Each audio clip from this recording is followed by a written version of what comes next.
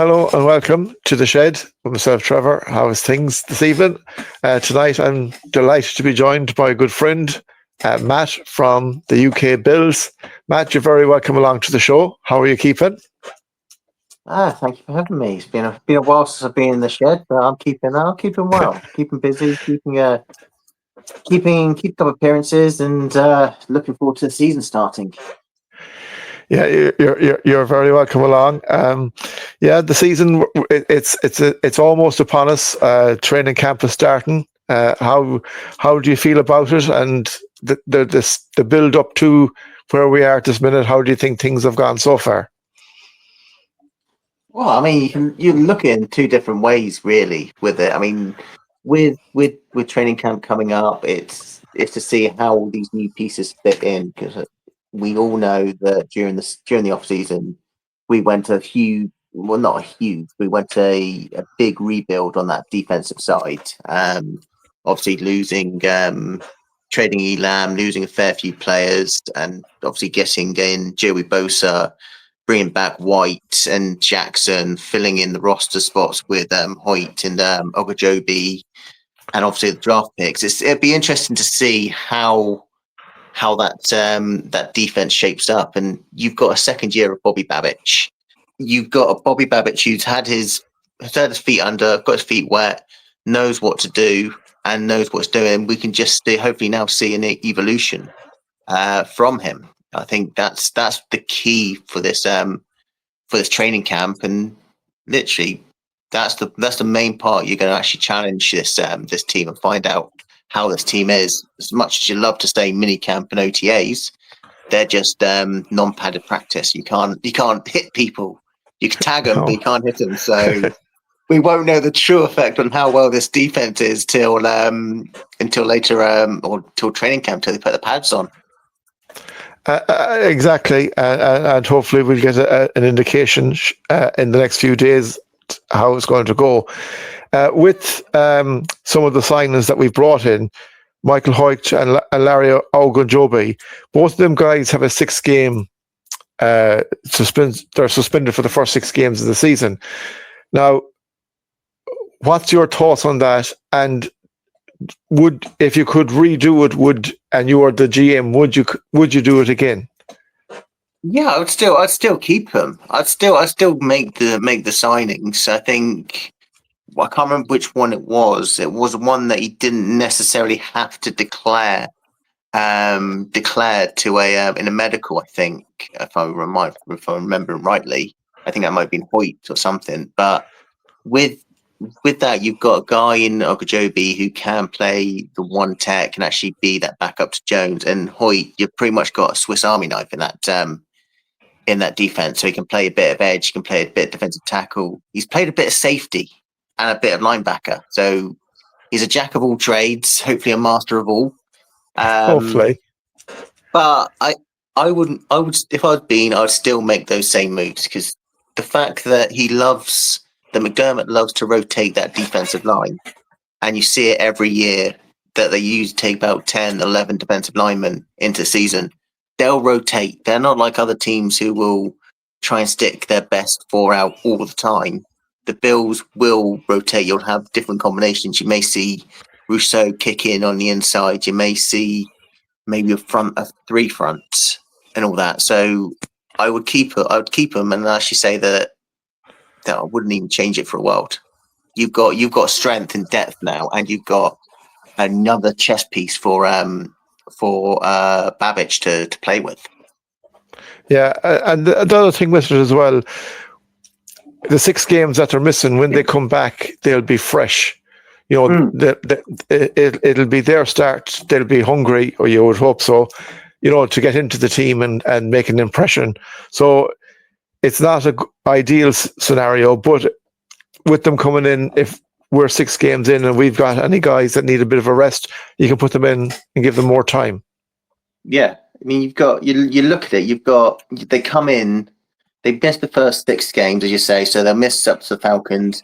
Then they've got a bye week, and then they're into the Panthers and then Chiefs. So you're getting at least 1 game out of them. Obviously, getting them fresh, ready for that Chiefs game. And the one other one other thing I'll maybe just caveat a little bit on there is probably the biggest signing, and most people don't talk about this. I think I spoke about it last week with our guest on our podcast, is the signing of Ryan Nielsen. Yeah. Ryan Nielsen? Ryan Nielsen. I can't remember his name now. I was going to say Leslie Nielsen, but that's an actor. But the acquisition of Nielsen as the senior defensive assistant role, actually going to work with the defensive line. He's actually come in with a new look, new pair of eyes for Babbage to work with. And even though he's had spells as DC, he's actually and they've not been that good. He has played a big role in the likes of Trey Hendrickson and a few others. That he's actually been able to develop them into the players they are. So I think he is probably one of the biggest signings the Bills are going to make this year, especially for that defense. And that's what I say. That makes sense. That's going away from players, but you see how much coaches can make an impact, and you have it on the offensive line with Cromer. Nielsen, I believe, can do the same on that defense and defensive line. 100%. Like it's a whole team effort. Like even especially in a game that's as technical as the NFL. Yes, the players go out and they make the moves and do the blocks or make the runs and whatever else. But if the coaching isn't right, the players won't be right. And we've seen good teams with bad coaches, not just with the Bills, but with other franchises that don't, like you take the Bengals last year, their offense was red hot. Their defense was pathetic.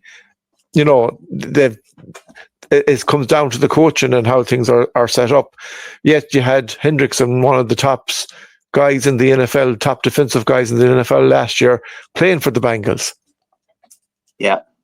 I mean, you look at it and I'd say this is why this offseason now with the new additions in there and some of the new coaches that lined up. Obviously, they've got a new coach in the secondary and Mike Pellegrino and all that, is how they can quickly adapt and mold these players. Because not just on the defensive line, in the secondary, you've got a load of players that can be interchangeable. So you've got obviously Cam Lewis, Ingram, and all that can play safety, can play corner, can play inside. You've got Jordan Hancock, who apparently they've got big things for. You need to find out his niche for it. So the coaching is always going to be valuable. And if you've got people that you can trust and they can actually teach the proper techniques, because I know missed tackles last year really did hurt the Bills. If you can get that and you can get those movable chess pieces in to confuse that offense, you've got a defense that can actually be up there. And I think last year was the first time, I think since the second year of McDermott's reign, actually, that they had a defense outside the top 10. That shows how consistent they are. And with the pieces that they're bringing in, need to get that consistency, get those small little nicks sorted to get back into that top 10. Very, very true. And with Joey Bosa, do you think Joey Bosa is a good signing? Have you any concerns about his health through the season, considering his recent past with injuries? Like, Joey Bosa is an exceptional player, but would he be someone you would have put your house on to bring in to do the job that we need him to do? Yeah, I would. I mean, it goes back to what I was saying about the rotation, all that. The injury history, yeah, anyone that comes in with injury history is actually going to be a bit of a concern. But the way the Bills like to rotate, and I say especially on that defensive line, I feel more confident in the signing, and I was even big on the signing when it actually happened, because you've got a generational pass rusher who can get to that passer. And you don't have to play him every snap. It's similar to Von Miller.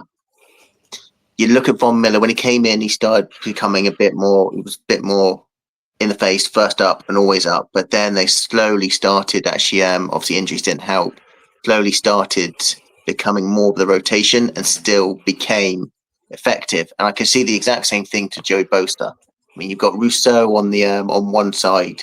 Epinesa has had a few solid seasons on there. Solomon, you've got as an up and coming, mainly going to be a pass rush specialist, but you've got enough depth on that line to really ease Bosa in and actually get him and keep him fit, even if they don't give him that many snaps in the first part and save him for being more fresher towards the end of the season and the playoffs. I'd be happy with that as long as the what's the best word to say, the progression's there, all the results are there with regards to that pass rush when you actually when you don't have him on that lineup. Yeah, very true. My only concern is injuries, because the guy, we know what he can do. Is that where our issue last year, and we leave aside the referees in the AFC Championship game and the joke that was there, was the defense. Because if you want to look at a defense and you wanted to mold your defense into something similar, the Eagles' defense last year in that Super Bowl, that is the defense you will be. They didn't give Mahomes a sniff. But they could hit him from every angle. There wasn't just one guy that was doing all the pressing or the, putting them back, or it was a full unit that was doing the job. And Joey Bosa can help us. Might not be a mirror image of it, but get close to that Eagles defense if he is fit. Just my concern was with the other players that were out there at the time, was he the right guy to go for with his injury past? No, 100%. And you probably could get different. There were obviously other guys that actually came out in that free agency. Obviously, you've got you had the talk about Trey Hendrickson. Could they actually get him on a trade and all that? I think just looking at it, you look. Yeah, he's missed 23 regular season games since about 2019. Didn't generate enough sacks, about 5 in 6 games last year, in what he was actually able to do. But you get him on a play as you pay. It's almost like a pay as you play, or not pay as you play.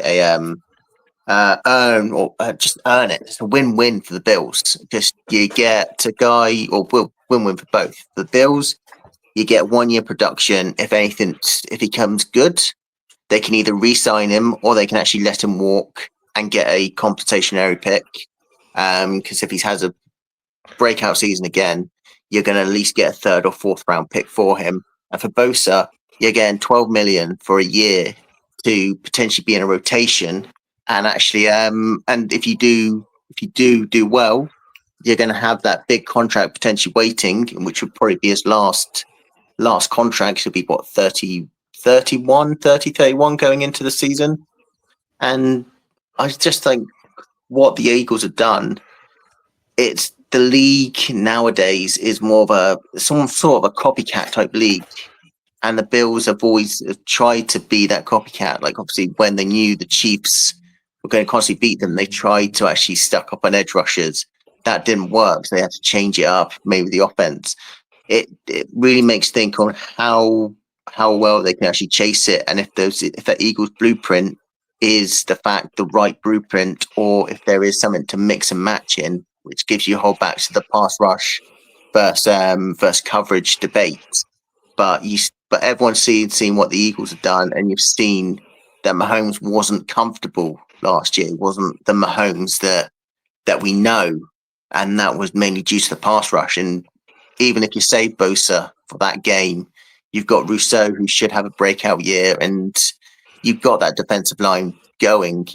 We could see a lot more pressure, and we could actually see the Bills actually potentially getting that 1 seed and actually and going into the playoffs and actually getting to that elusive Super Bowl that they've been missing for what was it, nearly 20 or 22 years or something like that, 20 years. Yeah, it looks a lot better on paper anyway. The whole setup, as in our offense and our defense, looks more balanced than last year. If you looked at the both setups, your expectations for this season ahead, Matt, what are, as a Bills fan, what are your expectations for the team? I'm trying to go back to when the fixtures came out and we did our show on it. I think I had us down at a 13-4 record. I saw a couple of losses in there, but I see a 13-4. Hopefully that'll be enough for one seed. I think when we discussed it, anything less than a 11-win season is going to be a bit of a disappointment on that, and it brought up a discussion whether McDermott is going to be on that hot seat or not, which I don't think. I think eventually he will be if they can't get over the hump, but he's like Mike Tomlin for the Steelers.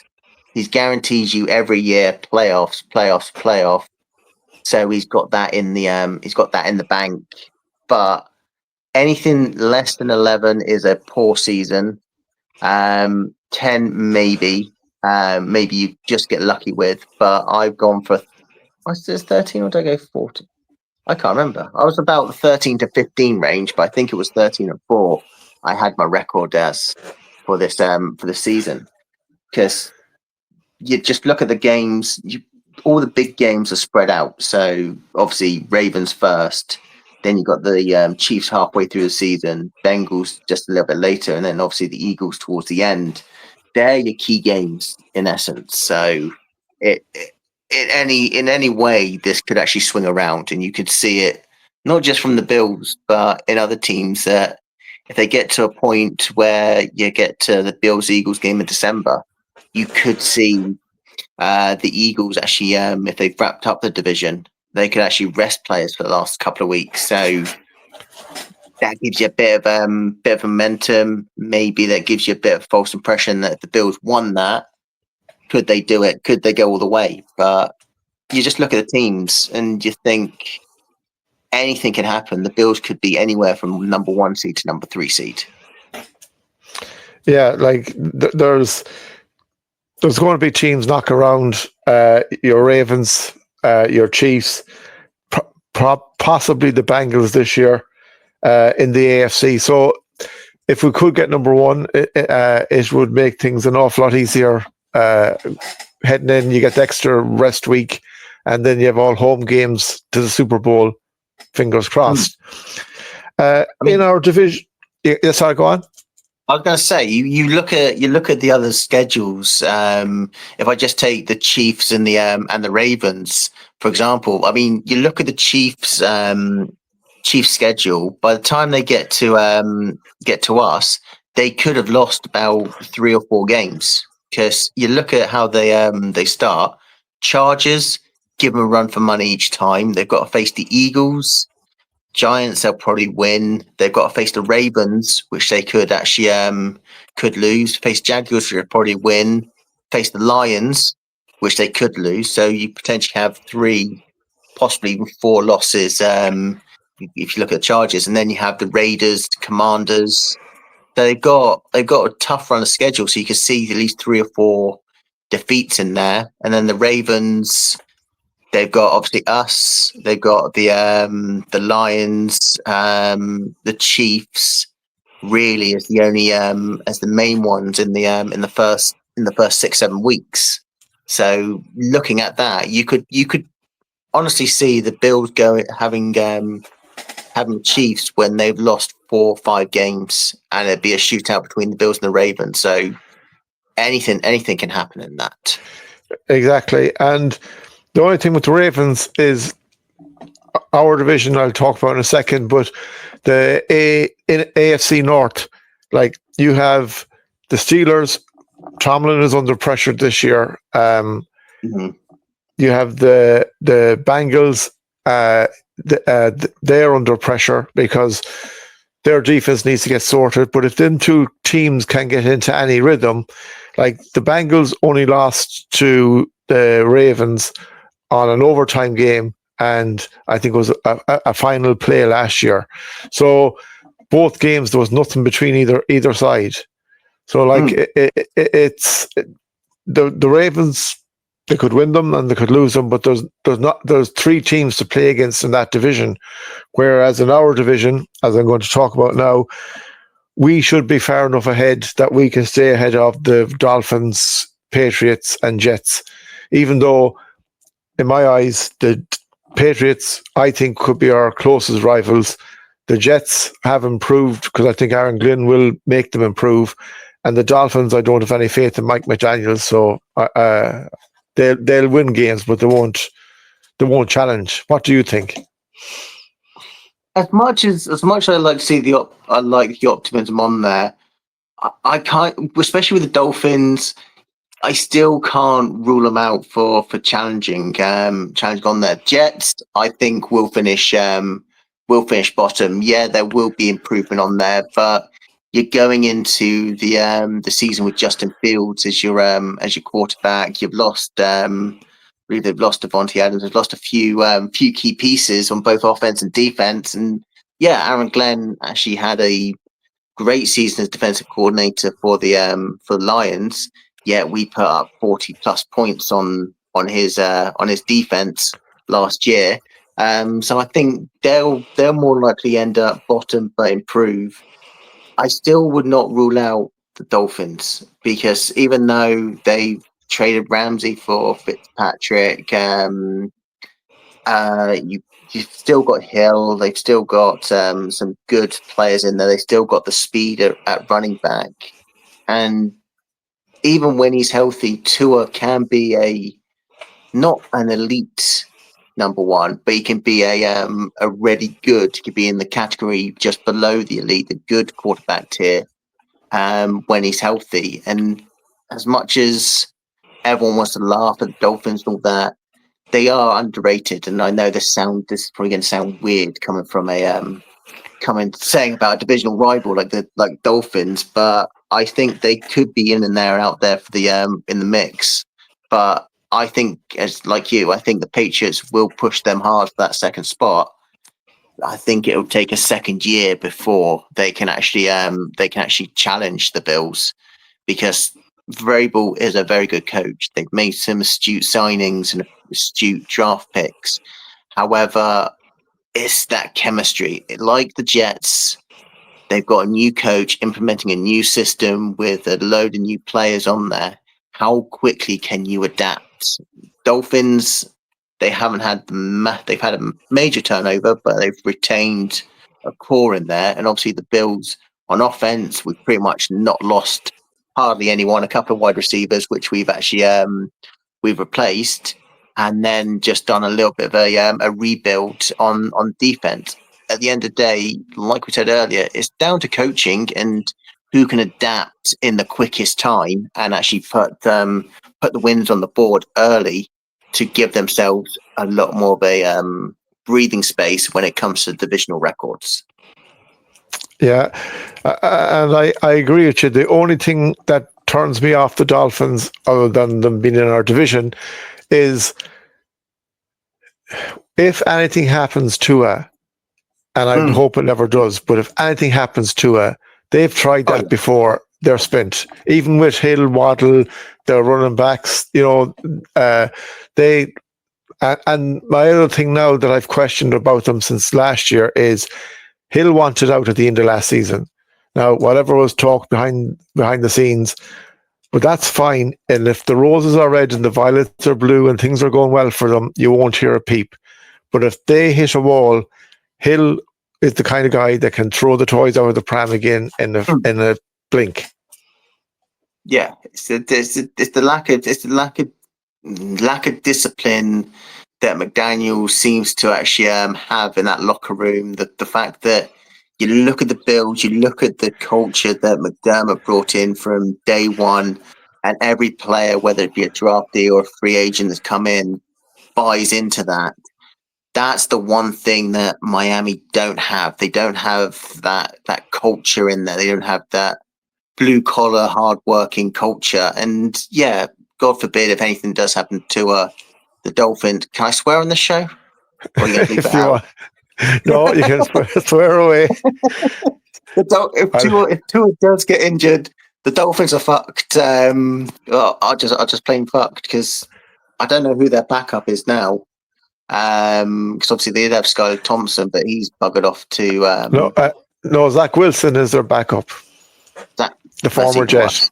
They're So definitely screwed then. They're definitely fucked then. But yeah, it's all about the culture, and I think Dolphins don't have it. I think the Jets and the Patriots will have that culture in quicker than the Dolphins. So I think in a year's time, if McDaniel's still in there, you'll definitely see the Patriots and the Jets overtake them next year because they've got guys who actually install good work ethic and good character and discipline to their teams along with McDermott.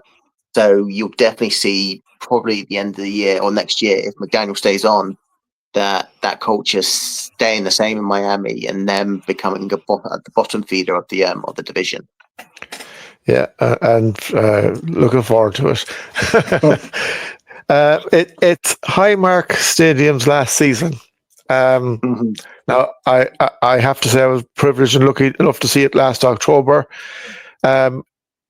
Is this an extra incentive for the Bills to if they needed one, to push on because it's like there's a beautiful stadium being built across the road, but I have been to grounds in different sporting arenas where they have a ground that's ran down that you think needs upgrading and everything. Now, I was at Highmark. I couldn't see anything wrong with it. I thought it was beautiful, but they're moving on to the new one. Is this an extra push, or incentive for the players if they need an extra kick in the backside to push another 5% because it's Highmark Stadium's last season?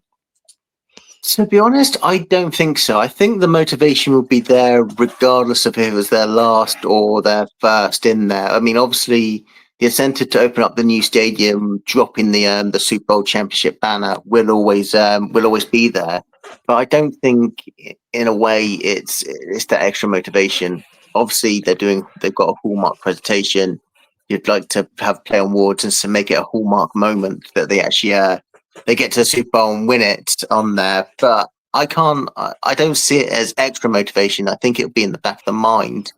But it again is with the opponents, it's just who they put out in front of you. If you can beat them, you beat them.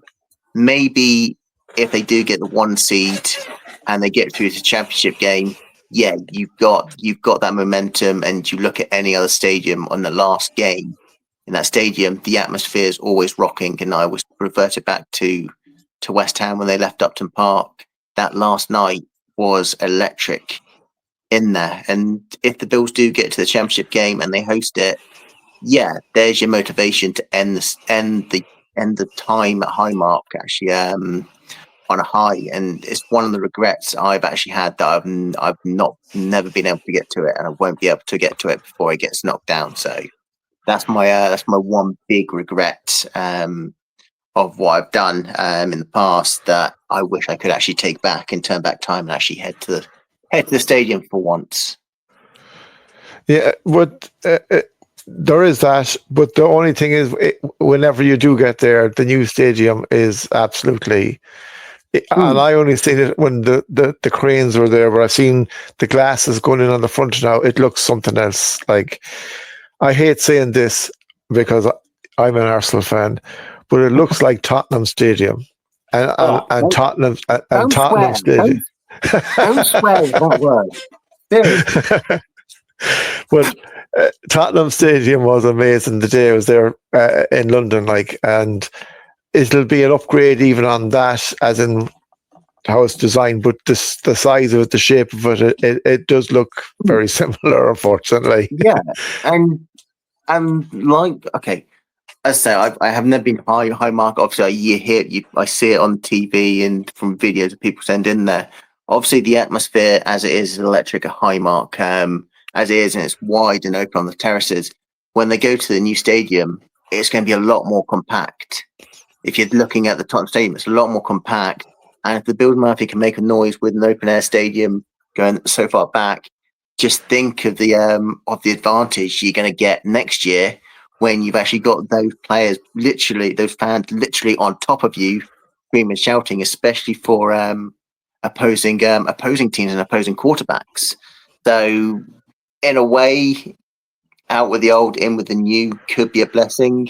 I mean, obviously, the fact that they had to do so many repairs on Highmark, maybe it was the right time to actually to move it. Whether they made it a bit bigger capacity wise, who knows? 'Cause I think it's smaller than Highmark, but it is. You're looking through to a new era. And just having that atmosphere is going to be a lot more intense. And I think that's what really you see in the big games like the Chiefs when they actually when they beat the records, the sound barrier records or what noise barrier records. You got obviously the domes. You hear the noise in there. If the Bills can recreate that outside in a smaller, more enclosed stadium, you're going to have a hell of an atmosphere, and no team will look forward to actually going to the new Highmark Stadium. No, and when the Highmark crowd gets going, as you said in the open one, it was savage loud. You would wonder how any quarterback could pass a message to the rest of the team, when they're getting set up. So with the enclosed stadium, you're 100% right. It'll even be louder. James Cook, will he start the season as a Bill, and will he stay as a Bill? Will he get paid, and would you pay him? He will start the season as a Bill. He'll take the first carry as a Bill. He'll be there for the whole season. But the question is, do you pay him? It's pretty much for him. It's a pay. It's a prove the year. Prove it that you can go and actually you earn that 15 million. Don't get me wrong. Every single year he's impressed and actually start coming on leaps and bounds. But last year, him and Allen making a backfield where you don't know who to cover and all that. 15 million. I just don't see him. He's not had the consistency too much for me, like your Saquon Barkley's and your Christian McCaffrey's. Okay, McCaffrey has been injured quite a bit, but you don't have the consistency on there to demand their type of money right now. Should he stay for the season and do the same as he did last season?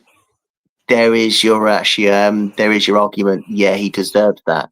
But either way, again, like Joey Bosa, he's on that 1 year deal where it could be win-win for the Bills. The fact that they get James Cook, he explodes, he gets offered a big contract somewhere else, and the Bills get a 3rd or 4th round comp pick. Or it's actually and it's win-win for James Cook, the fact that he has a good season. If the Bills don't offer, and even if he takes a hometown discount, great. But if the Bills don't offer what he wants, but someone else does, he's got that big payday, and the Bills again get their comp pick. And the fact that the Bills don't like giving big second contracts out to running backs. Devin Singletary, first contract, they didn't extend him. Zach Moss, okay, wasn't the best, but they didn't extend him. James Cook, more likely be the same if they decide not to actually pay him. But the fact that you've got a running back stable that they can get anyone at any point, like Ray Davis, he's actually when James Cook was out, he was more than able to do it. Ty Johnson, you've got Darrington Evans, who can do a bit. You've even got Frank Gore Jr. So you've got a production line there. It just feels how the Bills actually look at next season, obviously with the salary cap, where it's going to be and who you do need to re-sign next year to see whether you let him walk. But in my opinion, he'll be there for the season, and they will definitely start the season as a Buffalo Bill. The fact that he even came to training mandatory minicamp and said, "I'm going to be here for the team," shows that he is going to be there for the team over the money, but has the money in the background as the motivation to actually do well for the Bills. Yeah, I 100% agree with you. I've said it here that if he does it this year, pay him next year. But he needs a second season. He has improved, as you said, all along. He had a brilliant season last year.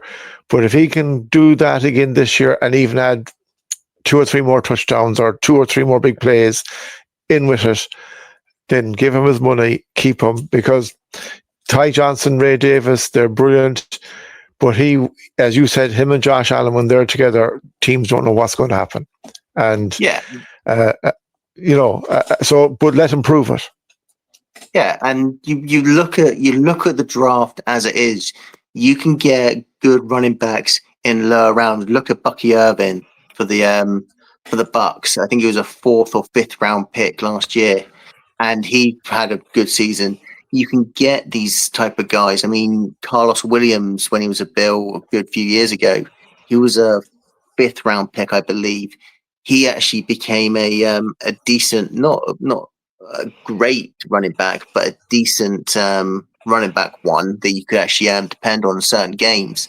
The Bills have a habit of finding players in the later rounds and actually raise them up as hidden gems. So say you look at Benford, you look at Dane Jackson, you look at Levi Wallace, you look at Benford, Ty Johnson, and all that. You can get value in there, and again, like we said earlier, it's about the coaching, but the scouting as well. So you can get a James Cook lookalike in round 3 or round 4 next year, and that will be the decision of the brass. Can they find this year a guy potentially that could take that spot from James Cook? And if you need to spruce up another position, you let him walk. But it's going to be an interesting decision, but I think this year he will be able to prove it one way or another. If he can have that consistent season, then yeah, you open up the debate a lot more, and you potentially look to give him that. But you've just got to see if he'll take a hometown discount just to sweeten it. If he does, pay him a little bit extra. If he doesn't, then walk, because like all the other guys like Rousseau, Oliver, Dawkins and all that, they all took team-friendly deals. They took hometown discount deals to actually help the Bills out. And if James Cook is all about the team as well as his personal motivation to be the best and actually and get paid, can he be a team player on and off the field, take that team-friendly deal, but still get paid what he deserves? It's all down to him at the end of the day. It is, and you see with his brother, he was a running back for the Minnesota Vikings. He went for the money to the New York Jets, and it got him nowhere. Exactly. And like I hope that, yes, you want to get paid and be valued and be the correct value, but if James Cook loses $1 million or 2, and for us that's a lot of money, but for them they're on big money over a contract, but has a Super Bowl or 2 Super Bowls in his pocket or 3, who knows, by the end of his career, and he's a legend in Buffalo, then isn't that not worth a lot more than getting a few extra quid and ended up like his brother? I mean, if the Bills do end up winning the Super Bowl this year, you could see James Cook taking that discount, saying, "Yeah, we've built something here with this defense. You feel you can go for the repeat? I will take a new contract with the Bills. I'll ask for similar sort of money, but I'm willing to take a discount." So it's all about how he wants to be perceived, and as you see from most running backs when they go to other teams, with the exception of a few like Barkley himself, the grass is not always greener on the other side. It's just weighing up that, am I a team player or am I just a guy that don't feel I'm going to be in the division for long? And running backs, everyone knows they don't have a long shelf life with the amount of actual tackles and amount of hits they actually get from that defensive line, that he may not go till he's 32, 33. So maybe next year he'll go for one big deal and actually then think, okay, my legs can't take anymore. I don't feel the juice in me anymore. I could take a team friendly deal somewhere else, or I've made all my money. it's just time to actually work way into the sun. Yeah. Well, hopefully Brandon Bean and himself can work something out, and if he has the season and they let him go until the end of the season and do a deal that way, then as you said, if we have a Super Bowl or he has a season that he had like last year, then give him his deal and keep him there, because you're right, the grass isn't always greener on the other side, so it's not. Yeah. In the competition, as the Super Bowl, in the whole context of it, who are our competition to compete for it in your eyes in the AFC and the NFC? If you were to pick 3 teams from each that you could see leave out the Bills out of the conversation, may or may not be there, who are you going to go for? I can't think of a third for the from the AFC that really stands out. Obviously, the Chiefs and the Ravens are up there.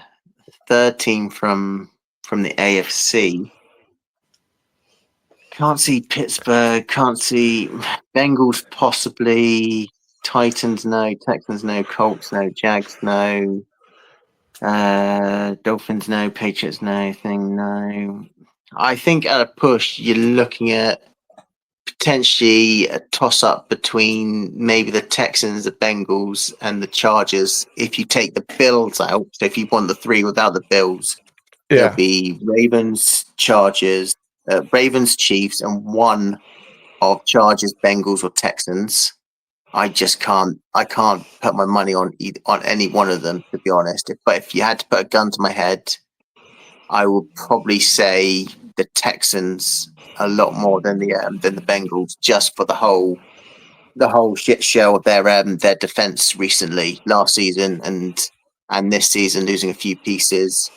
For the NFC, you gotta look. You can't look beyond obviously the Eagles, the Lions. Even though they've lost both their coordinators, they're still under Dan Campbell, still one of the top teams in the NFC.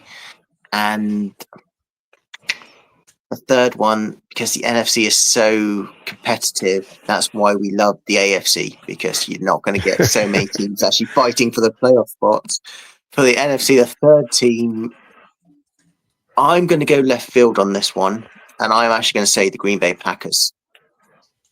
The fact that they've taken their time to build that offense, build around Jordan Love, and they showed a lot last season towards the end that everything's starting to click and that defense was starting to get a bit more stingy. So I think they would be a wild card for that third spot. But then again, you look at the Vikings, you look at the Bucks potentially. There's a fair amount of teams in there that can actually challenge, but if I had to put 3 right now, it'd be Lions, Eagles, and Packers.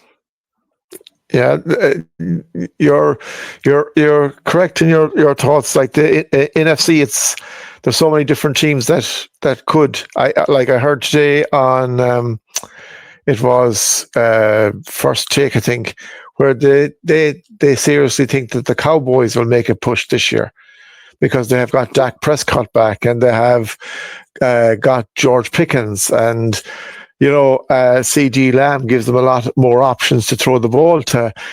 Whereas you're going with the Dallas Cowboys, they find a way every year to implode, and you do more talking about them than watching them. I know you're an Arsenal fan on here, but I would actually probably link the Cowboys to Arsenal. That they talk a good game, they can do well, but they'll always find a way to bottle it. Yeah, unfortunately, now I do have my fingers crossed that, provided we get a striker, that we may alter that next year. But if we don't get a striker, I think you'll be talking the correct line again for another season. Is one of my final questions for you tonight, Matt, is Sean McDermott under pressure to deliver this season? When you look at his record, you were talking about it earlier, that he's like a Mike Tomlin. He's brought us to the playoffs. He's brought us twice to the AFC Championship game. But if you look at even the Pittsburgh Steelers fans, last year, an awful lot of them was... Now, we are doing better in the playoffs than the Steelers are, but they, even with no quarterback, they weren't happy that Mike Tomlin was a winning season, yes, but was one and done in the playoffs. They want something different. As a Bills fan, I know the Bills have went through years of nothing, but since Sean McDermott has come in, for different reasons, and to put a lot of it down to luck and bad decisions and stuff, but sometimes we were missing parts. But he has Josh Allen, and he has had Josh Allen since he started. So my question to you is he under pressure? Because Josh Allen is my favorite player in the NFL. It's probably most Bills fans' favorite player there is. But Josh Allen is ticking year by year by year, and there's nothing there yet.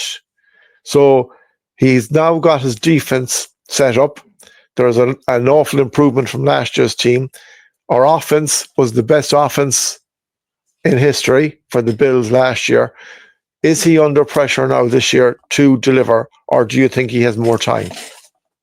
I think he has at least one more season.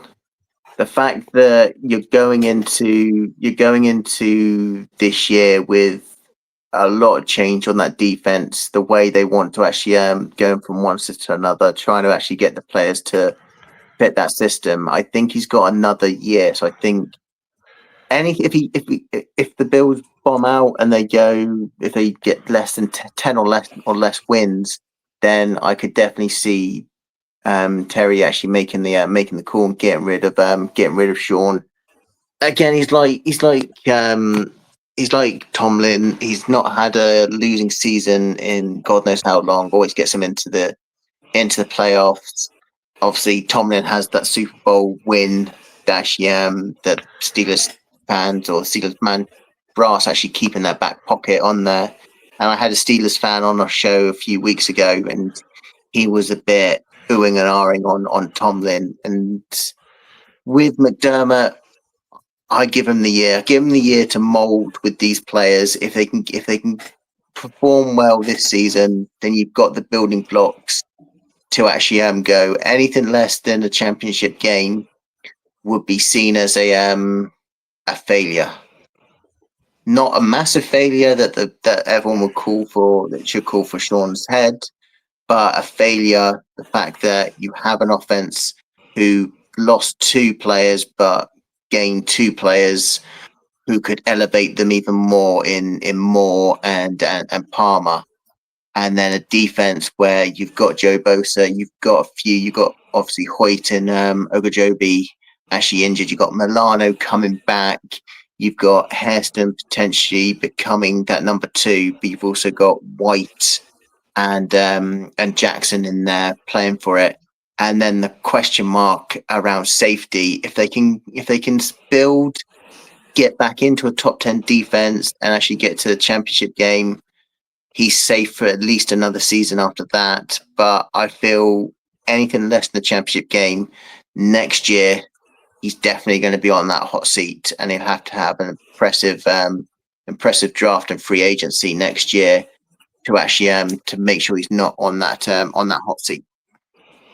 Yeah, like asking the question is just asking the question. I trust Brandon Beane and Sean McDermott 110%, but I have seen fans. But we are fans, so we are happy when we're winning. But when things go wrong, question different decisions. Like I go back to the Texans. I think it was last year when we were 20 something down at halftime, and it was 23 all, and we had the ball on the 3-yard line, and he called 3 passing moves that failed, and we punted it away, and the Texans kicked a field goal to win. They were.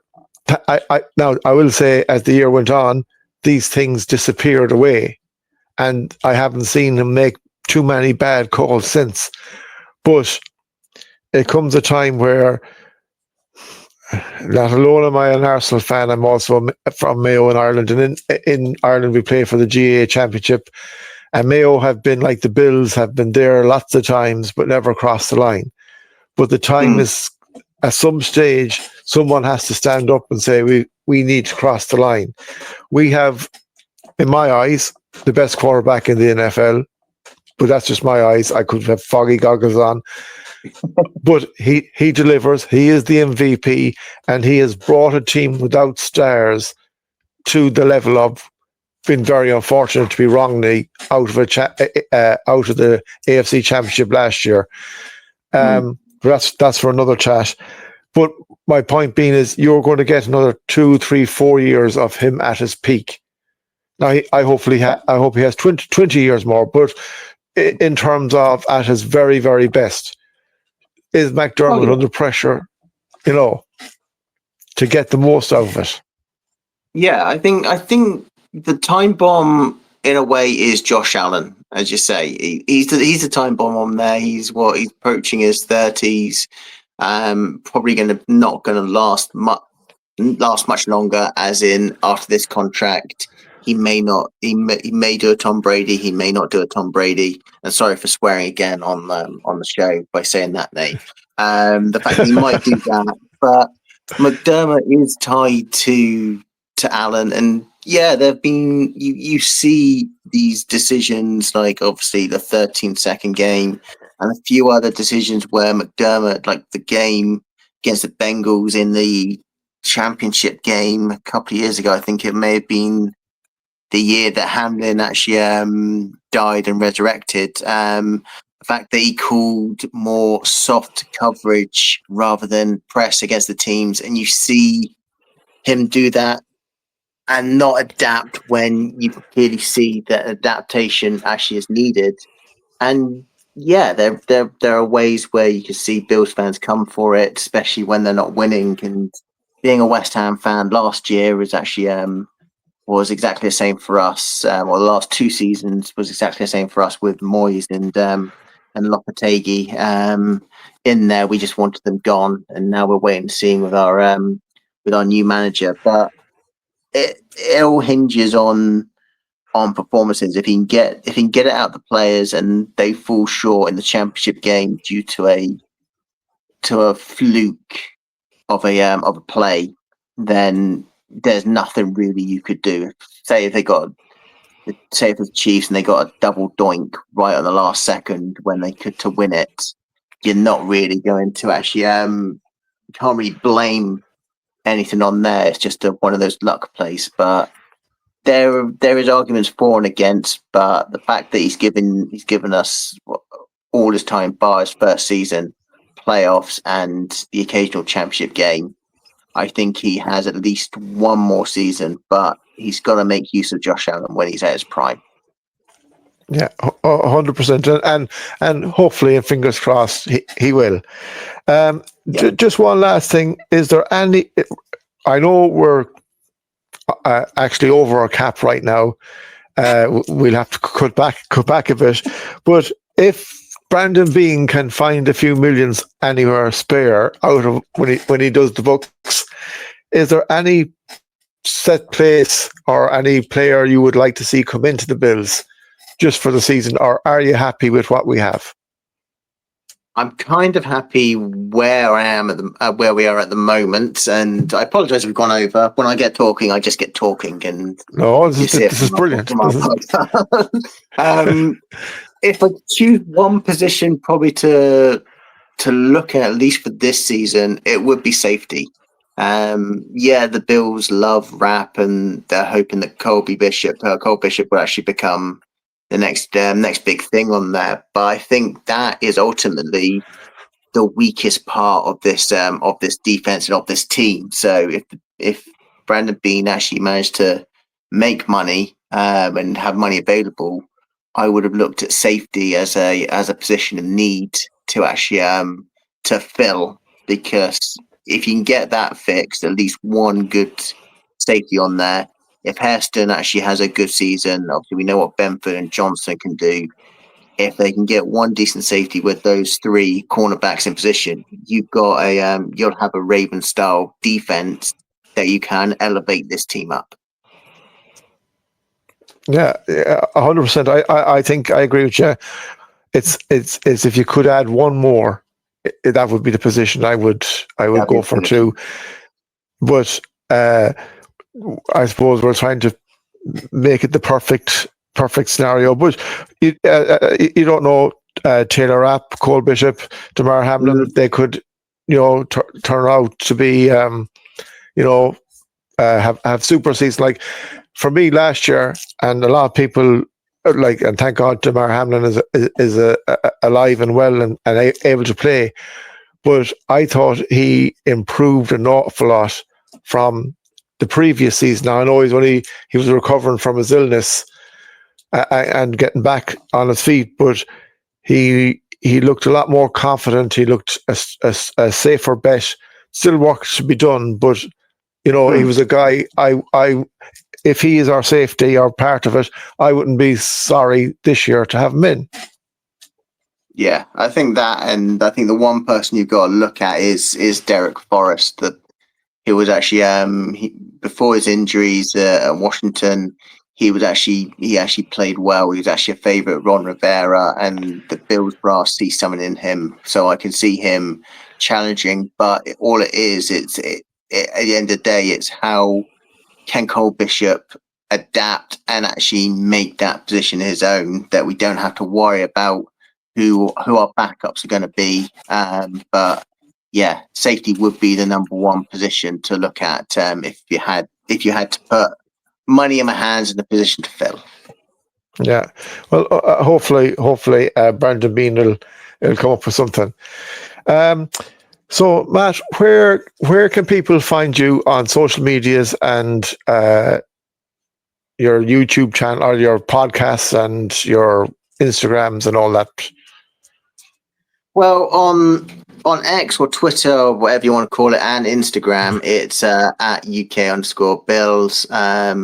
The podcast you can get on your favorite platforms. We're eventually going to go back onto videos on YouTube, but we're doing audio at the moment. We're just going through our series of our opponents for this year. So you can find that on all favorite platforms. Facebook, Buffalo Bills UK. If you do want to get me personally, it's Matt Swain 38. It's not Bills related, but it's my own personal one on Instagram.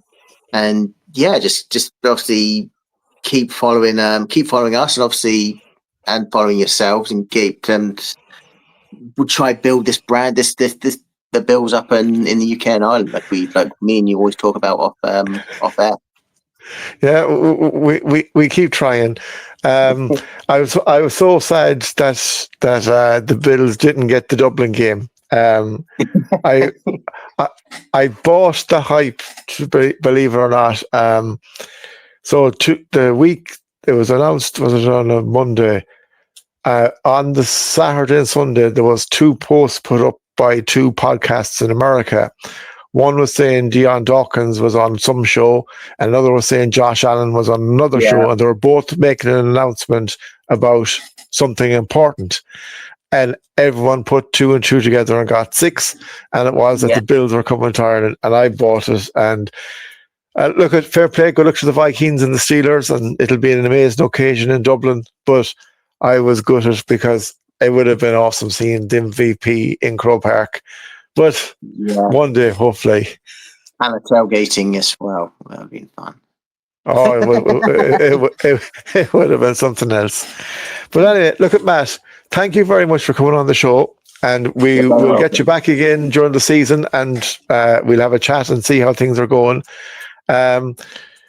Follow Matt. He's a gentleman. He's a good friend of mine. And since I started doing this, he's been a guy that's always been there to talk to, and we will cross paths again many times in the future. So thank you very much for coming on. Thank you very much, everyone, for watching the show. Stay safe, stay happy. And as always, my friends, go Bills.